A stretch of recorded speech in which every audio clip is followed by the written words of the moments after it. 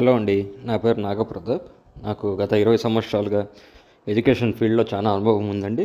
నేను educator, administrator and parent optimisation specialist. So నేను ఏది షేర్ చేసుకున్నా కూడా పిల్లల కోసము, పేరెంటింగ్ కోసం ఉంటుంది. దయచేసి ఈ క్లిప్పింగ్ అంతా చూసి మీకు నచ్చితే షేర్ చేయండి. Thank you.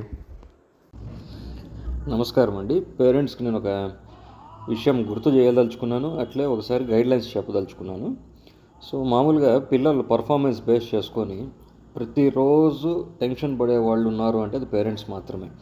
Even the class teachers వాళ్ళు పర్ఫార్మెన్స్ బేస్ చేసుకుంటారు, కానీ బట్ పేరెంట్ రోజు బేస్ చేసుకుంటారు అనమాట. So as a mother or father మీకు ఎవ్రీడే ఒక హాంటింగ్ ఉంటుంది మైండ్లో. ఆ హాంటింగ్ ఏంటంటే, నా పిల్లోడు సరిగ్గా చదవట్లేదు, నా పిల్లోనికి సబ్జెక్ట్స్లో సరిగ్గా రావట్లేదు, ఈ సబ్జెక్ట్ ప్రాబ్లం ఉంది, ఎట్లా తిరిగి ఆ సబ్జెక్టులో నేర్పించేయాలి ఇలాగా అనేసి. మంచిదేనండి. సో చాలా మంచి ఆలోచన. పిల్లోనికి ఆరు సబ్జెక్టులు వచ్చేయాలి, ఇమ్మీడియట్గా వచ్చేయాలి. కొంచెం 1 year 2 years తీసుకొని ఒక బ్రీతింగ్ స్పేస్ ఇద్దామనేది ఏం వద్దు మనకు. సో మనం ఎంతసేపు ఉన్నా కూడా టకటగా నేర్చుకోవాలి, ఇమ్మీడియట్గా నేర్చుకోవాలి. ఆ అబ్బాయికి ఏది ఇబ్బంది, ఆ అమ్మాయికి ఏమి ఇబ్బంది అవన్నీ చూస్తే యాంగిల్ అనేది లేకుండా పోతుంది పేరెంట్స్కి. సో దయచేసి నేను చెప్పేది ఒకటే అండి, మన ఎడ్యుకేషన్ సిస్టంలో ఇదొక పెద్ద ఫ్లా. సో దీనివల్ల ఏమవుతుందంటే కంపల్షన్ అనేది వస్తుందండి. ఏం కంపల్షను? నేను నా స్ట్రెంగ్త్ ఏమి, నా వీక్నెస్ ఏమి, నాకుండే ఆపర్చునిటీస్ ఏమి, నాకు ఉండే థ్రెట్స్ ఏమి అంటే మన పిల్లోళ్ళకి స్వాట్ అనాలిసిస్. సో స్వాట్ అనాలిసిస్ అనేది చేయలేని పరిస్థితిలో మనం ఉన్నాము. సో స్ట్రెంగ్త్ ఏముంది పిల్లోనికి, 6కి 6 వచ్చేయాలంటే అది వెరీ రేర్ కేసెస్ అండి. 100 మెంబర్స్లో 10 మందికి ఉంటుంది అట్లాంటిది. సో అంత అవగాహన, అంత రెస్పాన్సిబుల్ తీసుకుంటుంటారు పిల్లోళ్ళు. సో మీరు నేను ఒక జనరేషన్ బ్యాక్ లేదా ఒక 20 years బ్యాక్ ఎలా ఉండేవాళ్ళం అంటే, ఒక నెసెసిటీ ఉండేది, చదువుకోవాలి, పేరెంట్స్ కష్టపడుతున్నారు అనే రెస్పాన్సిబిలిటీ తీసుకొని చదువుకున్నాం. సో ఈ కాలం పిల్లోళ్ళు ఎలా ఉన్నారు? నెసెసిటీ లేదు, రెస్పాన్సిబిలిటీ లేదు. సో పిల్లలు ఎప్పుడు ఎలా ఫీల్ అవుతుంటారంటే దే వాంట్ ఫన్. సో మనం చూసుకోండి, అపురూపం నుంచి ఇవన్నీ వస్తాయి. లేదా పక్కన ఉండే ఫ్రెండ్స్ అలాగే ఉన్నారు, స్కూల్స్లో ఉండే ఫ్రెండ్స్ అలాగే ఉన్నారు. సో ప్రతి ఒక్కరికి రెస్పాన్సిబిలిటీ అనేది మిస్ అవుతుంది. పిల్లోళ్ళకి గోల్ సెట్టింగ్ చేయాలండి. గోల్ సెట్టింగ్ చేయాలంటే టైం పడుతుంది. సో ఇమీడియట్గా పిల్లోళ్ళు మన మాదిరిగా ఆలోచన చేయాలంటే మనకెప్పుడు వచ్చింది మెచ్యూరిటీ? మనం అది కూడా ఆలోచన చేయాలి కదా. మనము 10th class నుంచే మెచ్యూర్డ్గా ఉన్నామా? చాలా రేర్ కేసెస్ అట్లాంటి వాళ్ళు ఉండేది. సో మనతో పాటు ఉండే ఫ్రెండ్స్ అందరూ మనకు అనుకూలంగా ఉంటారా? అది కూడా లేదు కదా. సో ఎవరు ఫ్రెండ్ అవుతారో తెలియదు, ఎలాంటి బిహేవియర్ ఉండేవాళ్ళు ఫ్రెండ్ అవుతారో తెలియదు. సో ఎప్పుడు నేర్చుకుంటాము? ఒక సర్టన్ ఏజ్ వచ్చి, ఒక సర్టన్ ప్రపంచాన్ని చూసినప్పుడే మనం నేర్చుకుంటాం. ఓకే ఇలా ఉంటుందా ప్రపంచం, ఓకే ఇలా ఉంటుందా అనేసి. సో పిల్లలకి ఫస్ట్ స్కిల్ సెట్ మీద అవగాహన వచ్చేట్లు చేసుకోండి పేరెంట్స్. స్కిల్ సెట్స్ అంటే వాళ్ళ కమ్యూనికేషన్ స్కిల్స్, వాళ్ళ అనలైజింగ్ స్కిల్స్, వాళ్ళ మోడ్ ఆఫ్ ఎక్స్ప్రెషన్, వాళ్ళ way of handling the stress. So ఇలాంటి స్కిల్స్ నేర్చుకోవాలి. పిల్లోడు ఫెయిల్ అవ్వకూడదు, పిల్లోడు ఖచ్చితంగా లైఫ్లో ఎప్పుడు పాస్ అవుతూనే ఉండాలి అనే ఆలోచన మంచిదే, కానీ అది జరగదండి. సో లైఫ్ ఎప్పుడు నేర్పిస్తూనే ఉంటుంది ప్రతి ఒక్కరికి. మీరు ఫెయిల్ అయింటారు, నేను ఫెయిల్ అయింటాను కొన్ని ఆస్పెక్ట్స్లో. సో అది కాదు కదా ఇంపార్టెంట్.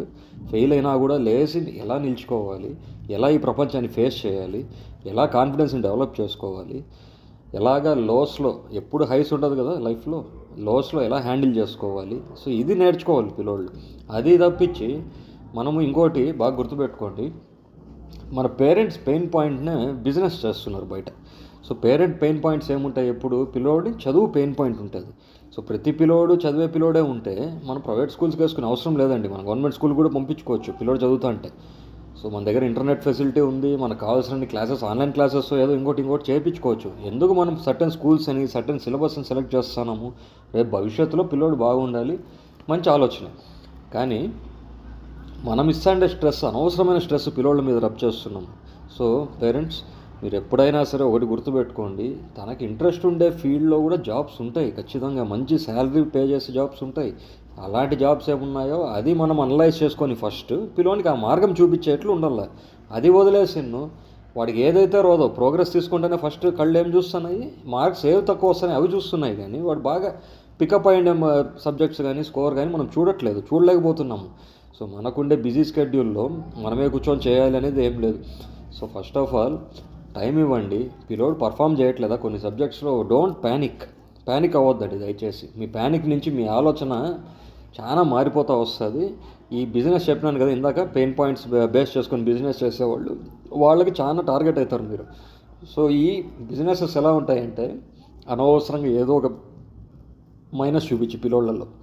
సో మీ పిల్లోనికి ఇది రాదు, చూసినారా పక్కన పిల్లోనికి ఇది వచ్చు, అందుకే ఆ బ్యాచ్లో సెలెక్ట్ అయినాడు, ఈ బ్యాచ్లో సెలెక్ట్ చేసినాము, మీరు కూడా ఇంత డబ్బులు కట్టండి, మీ పిల్లోని కూడా ఆ బ్యాచ్లో వేసి చదివిస్తాము. అవసరం లేదండి. ఇప్పటికే 6 సబ్జెక్టులు మీ పిల్లోళ్ళకి ప్రెషర్. ఒక రైట్ టైం వచ్చినప్పుడే వాళ్ళు మిగతా నేర్చుకోగలుగుతారు. కానీ ఒక సర్టన్ మెచ్యూరిటీ లెవెల్స్ ఉండాలి అనలైజ్ చేసుకునే కూడా. సో మీకు తెలుసు మనం చదివేటప్పటికి ఇప్పటికీ సిలబస్ ఎలా మారింది, ఎంత అడ్వాన్స్డ్గా టెక్స్ట్ బుక్స్ వస్తున్నాయి అనేసి. So nowadays there is no CBSE difference or state board syllabus difference.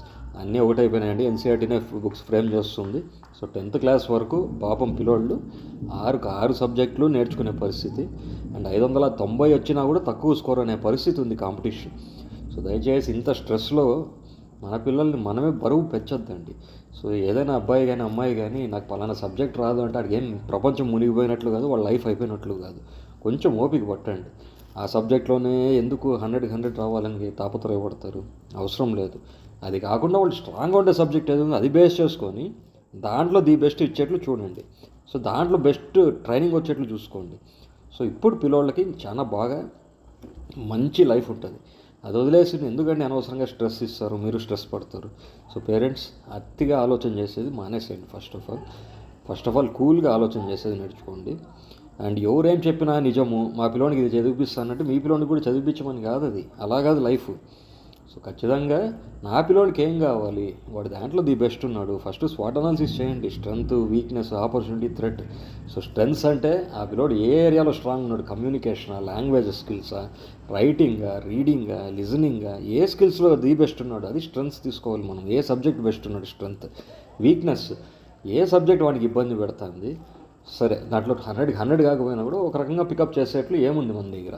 So ఆ వీక్నెస్ సరి చేసుకోవాలి. ఖచ్చితంగా పాస్ అవ్వాలి కాబట్టి చేయాలి, తప్పదు. Next opportunities. సో ఇప్పుడుండే స్ట్రెంగ్త్ నుంచి తనకి ఏమొస్తుంది ఫ్యూచర్లో ఆపర్చునిటీస్, అదే అలవాటు చేసుకోవాలి. లాస్ట్కి వచ్చిన్ను థ్రెట్స్. సో ఒక్కొక్క ఫ్యామిలీలో ఒక థ్రెట్ ఉంటుందండి. పిల్లోడు బాగా చదువుతాడు, ఎగ్జామ్లో మర్చిపోతూ ఉంటాడు. లేదా పిల్లోడు ఎంతసేపు విన్నా ఎంత ప్రాక్టీస్ చేసినా గుర్తుండట్లేదు, సంథింగ్. మనము చదివించాలనుకున్న డబ్బులు లేవు మన ఫ్యామిలీలో, ఫైనాన్షియల్ ప్రాబ్లమ్స్ ఉండొచ్చు, లేదా ఫ్యామిలీ గొడవలు ఉండొచ్చు, ఇంట్లో పీస్ ఆఫ్ ఎన్విరాన్మెంట్ ఉండకపోవచ్చు, చేర్పించే స్కూల్ సరిగ్గా ఉండకపోవచ్చు, లేదా టీచర్స్ మారుతూ ఉండొచ్చు. ఎవ్రీ ఇయర్ లాస్ట్ ఇయర్ ఉండే టీచర్ నెక్స్ట్ ఇయర్ ఉండకపోవచ్చు. సో మెంటర్స్ మారచ్చు. సో ఇలాంటి చాలా ప్రాబ్లమ్స్ ఉన్నాయి. సో ఇవన్నీ థ్రెడ్స్ అనే చెప్తాము. సో ఈ థ్రెడ్స్ని మనము రెక్టిఫై చేయలేము, కానీ బట్ స్ట్రెంగ్త్ని స్ట్రాంగ్గా ఫోకస్ చేసుకొని ఆపర్చునిటీ కానీ యూటిలైజ్ చేసుకోగలిగితే ది బెస్ట్ లైఫ్ మీ పిల్లల ముందర ఉంది. దయచేసి వాళ్ళ మీద మీ కోరికలని మీరు అవ్వాలనుకోండి వాళ్ళ మీద రుద్దద్దండి. Each and every human being is different. So ఇప్పుడు నేను మాట్లాడినట్టు మీరు మాట్లాడలేకపోవచ్చు, లేదా నాకుండే ఎక్స్పర్టైజ్ మీకు ఉండకపోవచ్చు, లేదా మీకుండే ఎక్స్పర్టైజ్ నాకు ఉండకపోవచ్చు. అంతేగాని భూమి మీద పుట్టిన ప్రతి ఒక్కరు కరెక్ట్గా 6 సబ్జెక్ట్స్కి 600 వచ్చేయాలి అనేది అవ్వదండి అది. సో టెన్షన్ చేసుకుని మానేసేయండి. సో ఒక సబ్జెక్ట్లో ఫెయిల్ అయినాడు, ఏమైపోయిందండి, ప్రపంచమేం మునిగిపోలే కదా. సో మనమేమి బిడ్డ కోసం ఉన్నామా, లేదు ఎవరైనా ఏమని అనుకుంటారనే కోసం ఉన్నామా? సో దయచేసి ఆలోచన పెట్టుకోదండి ఇలాంటివి. సో ఏదైనా ఫెయిల్ అయితే కూడా మీరు ఎలా ఉండాలి అంటే అక్కడ మీ సపోర్ట్ అవసరం పిల్లలకి యాక్చువల్గా. అంతేగాని ఏదో బాగా ఫైనాన్షియల్ స్టేటస్ ఉన్నప్పుడు ఏదడిగితే తీసి ఇవ్వడము, తిండి పెట్టడము, ఇది కాదండి ఉండాల్సిండేది. మోరల్ సపోర్ట్ ఉండాలి. ఎప్పుడైతే పిల్లోడు ఇబ్బందుల్లో ఉన్నాడో అప్పుడు నిల్చుకోవాలి వెనకాల. ఏమవ్వదు, ఇంకోసారి ట్రై చేయి, పాస్ అవుతావు, టెన్షన్ పడద్దు, నథింగ్. ఇది ఒక కామా మాదిరిగా ఉండాలి కానీ ఫుల్ స్టాప్ మాదిరి కాదు ఇది లైఫ్లో. సో పడితే లేచి నిల్చుకునే నేర్పించండి పిల్లలకి. అది వదిలేసి వాడు ఆల్రెడీ ఇబ్బందుల్లో ఉంటే మళ్ళీ లేదు నువ్వు ఇంకా ఇట్లా చదవాల్సి ఉండే, లేదు నువ్వు అట్లా బుక్స్ టీవీ చూసినందుకు ఇట్లా అయిపోయింది, మొబైల్ చూసినందుకు ఇట్లా అయిపోయింది, జస్టిఫికేషన్స్, జడ్జిమెంట్స్ పాస్ చేయొద్దండి. సో ఇది అందరూ నేర్చుకోవాలండి.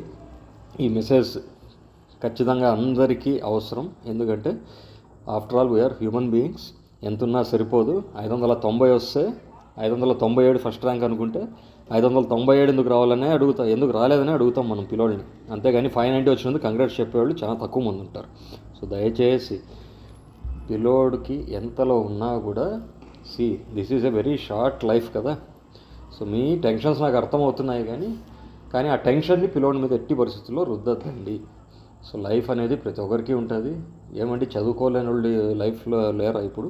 అంటే లీడ్ చేయట్లేదా, మంచి పొజిషన్స్లో లేరా? చదువు ఉన్నోళ్ళు మాత్రమే భూమి మీద బతకగలుగుతున్నారా? అలా లేదు కదా. సో దయచేసి దానికి కానీ కొలమానం అనేది లేదు. చదువు వస్తేనే మనిషి, చదువు వస్తేనే డబ్బులు, అదంతా ఏం లేదండి. చదువు ఉంటే మంచిది, చదువు ఉంటే ఒక డిగ్నిఫైడ్ లైఫ్స్ వస్తుంది, డిగ్నిఫైడ్ పొజిషన్స్ వస్తాయి, ఇలా చెప్పుకోవచ్చు. కానీ చదువు మాత్రమే లైఫ్ అనేది స్టాప్ చేయండి ప్లీజ్. సో దయచేసి ఈ మెసేజ్ నాకు తెలిసి ప్రతి ఇంటికి అవసరం ఉంటుంది, షేర్ చేయండి. Thank you.